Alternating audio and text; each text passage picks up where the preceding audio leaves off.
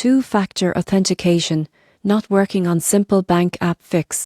If you're trying to log into your Simple Bank app and your two-factor authentication isn't working, don't panic. This is a common issue that has a few quick fixes. Most people get this wrong, but the failures usually come down to time sync message delivery or app cache problems. Two-factor authentication, or FA, add the second layer of security by sending a one-time code to your phone or authenticator app.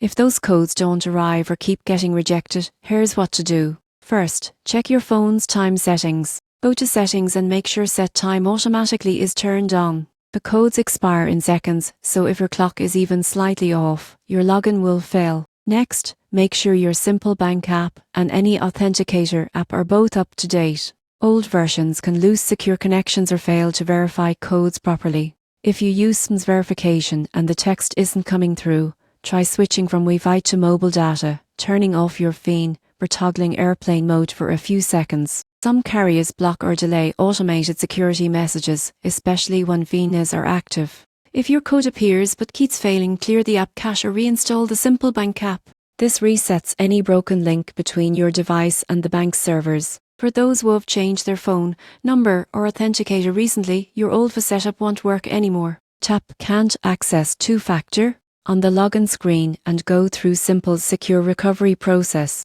After syncing your time, updating your apps, and resetting the connection, your two-factor authentication should work smoothly again. Remember, this little code is your first line of defense against fraud, so it's worth making sure it runs flawlessly.